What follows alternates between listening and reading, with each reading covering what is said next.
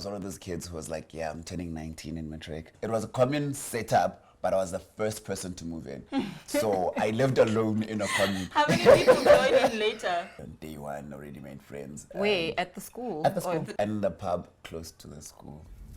Welcome to the Blackroom, where we unpack least talked about topics affecting how we navigate adulting in this day and age.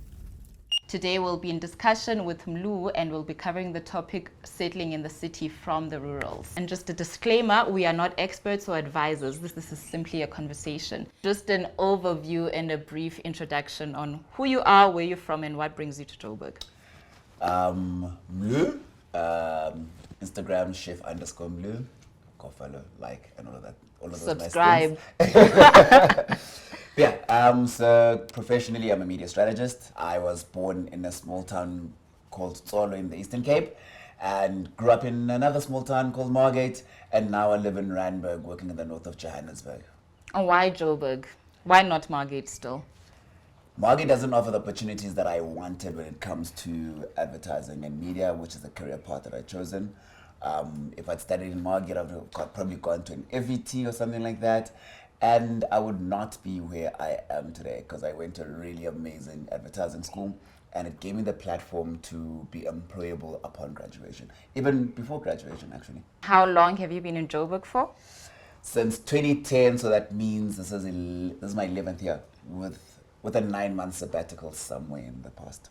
And before Margate, I'm assuming Margate in the city or in the town, right? Yes. Well, before that, I just want to pick up on your rural experience and that transition between rural and coming to Joburg. So I lived in the Eastern Cape, Kutsolo, from birth up until I was 9 years old. Sure. Yeah. So, but I grew up as Lalini, Lales Lalini, and I was that kid whose English was not up to par. I remember this one time I was arguing with someone saying, I thought about Umalume was Malume's uncle, right? And I thought that uncle was specific to Umalume, and Ompi had to be something else. It can't be Umalume. Yes. It doesn't make yes. sense. There's a distinction in Xhosa between Yes. Umalume and Ompi. I don't understand why English didn't uncles. have distinction. Why is it that everybody's aunt? So why would is you everybody speak English uncle? and then say Ombi? Yeah. And then, like, what is that? Like it's yeah. And I think in other languages, Ombi isn't a word. I do wonder where it comes from. Afrikaans. Or is it? Yeah, possibly. Ah, interesting. Again, we're not experts. I've never heard it in Afrikaans either, but it could be. It's worm, and it's worm in Afrikaans. Ah, and that Worm and that tiny. process of learning English, what Yeah. was it like? So that got better as I got to Margate. I was in better schools, so I was around with better teachers. So I eventually got my English on point, and fortunately, living in Margate is closer nazo zangasemphoncuke. So I also moved to an English school when I was 9. But then because it was so bad, I was sent back 2 grades. I just wonder if you had that experience. 1 grade. 1 grade? That's a bit better. Yeah, So this is now 1 grade. So this was going from grade 2 to grade 3, and then I had to go back 1 to repeat grade 2 again. Cool. Yeah, so I was one of those kids who was like, yeah, I'm turning 19 in matric. So, yeah, Yes, I know. Then you have to justify, when's your birthday month? Just out of October. interest. Okay, because I used to justify mine, because I'm in November as well, to say, but I turned 19 in November, so I would have been 18 for the duration of the year. I just jail for like a month or 2 and then, yeah. But is it like an experience you regret having gone through, just living the years knowing that you are slightly older than the rest of your classmates? Did it affect you a lot? Not really. It wasn't something that that bothered me because I was quite a smart kid.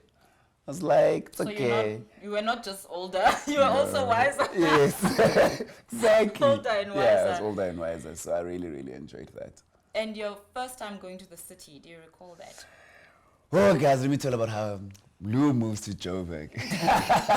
So the school I wanted to go to is AAA School of Advertising. Okay.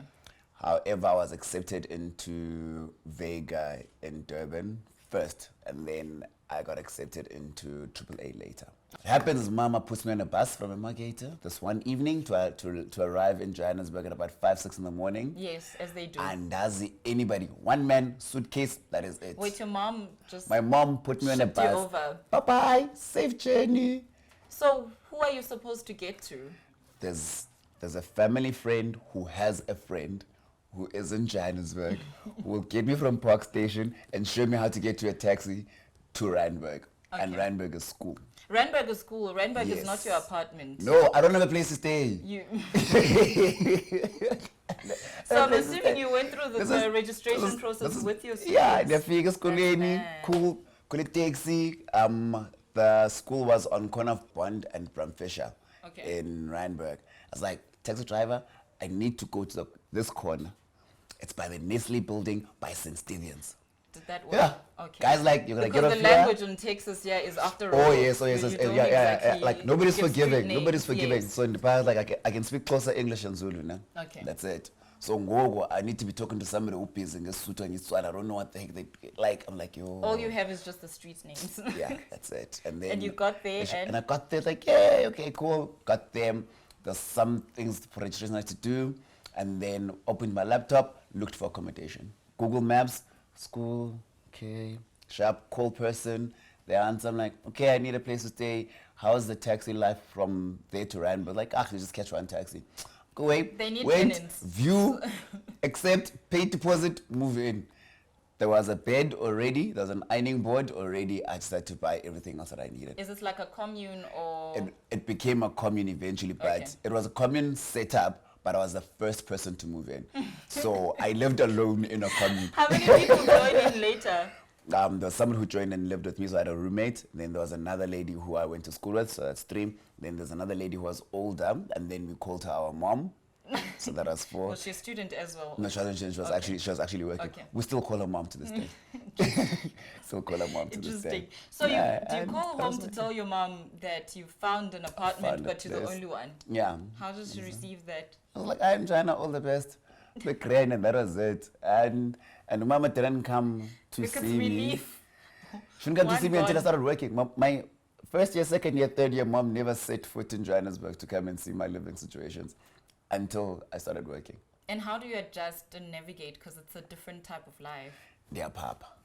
So I made friends easily on day one, already made friends. Wait, at the school? At the Or school. the taxi? At the school. Okay. And the pub close to the school.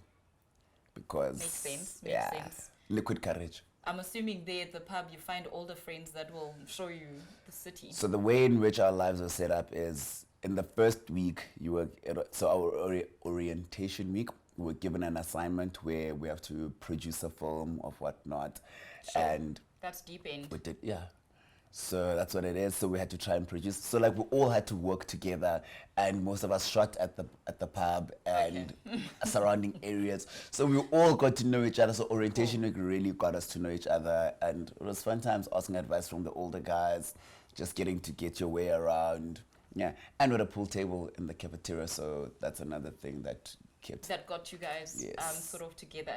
And your imagination, I'm assuming coming to Joburg you would have imagined it looks somewhat and feels somewhat. Did it meet what you expected? All I know is that on Generations there was cow.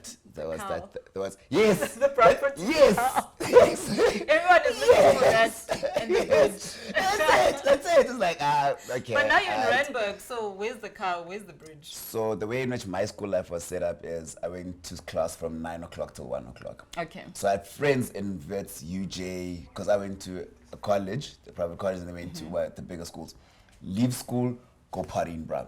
Oh, that's clever. Yeah. That's clever because that's where the student life Yes. is. Any point where it sort of got difficult and you missed the comfort and I guess the comfort of being back at home? So one of the things that I used to do to just get away from the hustle and the bustle is that I've got a cousin who stays in Secunda. Okay. So for the shorter holidays, like your Easters and your September holidays, I'd go and stay at her place. Okay. Yeah, so I'd stay at her place and then I'd literally just be quiet and I don't know anybody. It's just me and social media, playing games and just cooking, and life was nice. And the language situation, when did you start, I guess, adapting to Sotho, Tswana, other languages spoken So I here? tried to learn as I go. So one of my friends used to make me listen to double HP quite a bit. Okay, because- okay. So yeah, so I got to understand a lot of Tswana, and I was like, okay, what does this word mean? What does this word mean? What does this word mean? Yeah, well, so yeah. So like I remember learning about Mlatswa Pina, Klaufila. It's like, okay, oh, the message of this song, you'll feel it. I was like, oh, I'm still very bad with the languages. I'm still very bad with the languages. I was like, Okay. okay, yeah, learning those things, rota and rota, which is like a difference between peeing and teaching. It's like, listen, kunzima. Just going back to your life in Margate, did you imagine anything else besides you have to go to Joburg to make it? Did you imagine life is sort of possible? I thought I wanted to go to Grahamstown. Rhodes? Yes. For? High school sweetheart. I wanted to follow her and go to Rhodes. Just go to Rhodes, even me. That's quite ambitious. So Yeah, but then Rhodes, initially I wanted to study chemical engineering, but then Rhodes did not have chemical that's engineering. so far off advertising. I know, so right? What was the switch? I went and I saw a shrink, a career guidance counselor, and then we do the aptitude tests and all of those things. I see. And it's like, oh, you got the numbers, but you've got a lot of creativity in you. Can you find a career that has something that merges both? And as a media strategist, I personally believe that media strategy is about turning numbers into words. Yes. So I was able to be like, here's a medium. Just doesn't bring the chankuras as much as Chem Eng It would have. So I don't know. I had a conversation with my mom. I was like, Mom, this sort of like I'd already been accepted though at UCT and at Wits for Chem Eng when I went for the psychometric evaluation, right? And I was like, Mom, I know a friend who's. I was like, oh, I also know one of my colleagues' kids has also done that, and she's like, actually, she's recommended this person, and then we went to that person, we saw the shrink, and yeah. Changed career paths in October. What had shocked you the most about being in a big city? I'll tell you my first experience of any city. I was quite old. I think I was already a teenager, and it was escalators. So I'm looking for that type of story to say, what did you see and go, wow? Actually, I'll tell you something. So, that for me I saw my first natural body of water. In Joburg? No. I'm just like, it took me 3 years to see a natural body of water. For 3 years, I'd never seen a dam, I'd never seen a lake, I'd never seen a river. For 3 years. I was like, where's the water in this place? Because I'm like, wherever I'm going, there's a river here, there's the water there, everywhere. Like, there was never a natural, all I've seen is swimming pools. For 3 years. And then I was like, oh, so they do have dams and rivers. So where was this natural body of water? I was in Pretoria after a rag week, thinking of like party rag week. See, And then, so you do I was have like, to drive slightly out of Joburg to It's like, yeah, natural body of water exists. What I'm interested in and what I know very well is there's a big difference in the pace, I guess the pace of life and how much exposure one has in Joburg versus back at home. And how would you describe that for yourself? So the thing is, I'm just gonna quickly track back as to the different moves as to why we moved from the Eastern Cape to KZN in the first place now. So Mama was like, so Mama, why did we move? So she's like, the way in which the mindset and the setup is at home is, well, the people there, their goals and ambitions, they're only up to a certain level. So I needed to break that ceiling and get to a certain level, because abantwana bakowenu either don't have a matric or they don't even have a grade 7. So I needed you to aspire to better, to bigger and better. Yeah, well, so now I'm surrounded by people who have ambitions to finish matric, to go and study these particular things. So as well, and her words were, and the only options we had growing up was either be a nurse, a teacher, or a policeman. Sure. So I'm to be any of those things unless it's a passion point. Yeah. Yeah, well, so that's and that. You obviously wouldn't know unless you've been exposed to other things and then go back to say that's what I want. So now guys are like, I mean, Margaret, I'm exposed to these career opportunities because I'm in a school that shows me what is possible. Now I moved to Johannesburg. So now I'm in the space of marketing and advertising. So that's what I'm studying. But around me, there are other people who have other passion points around like that have got nothing to do with that.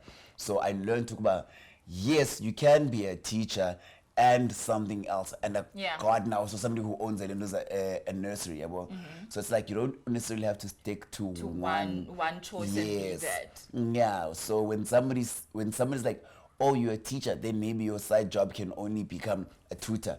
No, your side hustle can be something that's food related, can be something that's pet related, can be something that's, I don't know, chemicals related. Whatever That's it true. is, just make sure that you've got a diverse circle so you can learn that much more. Do you feel it gets exhausting to an extent, or The rat race doesn't get exhausting for me. So learning new things, doing new things doesn't get exhausting. Doing the same thing gets exhausting. okay.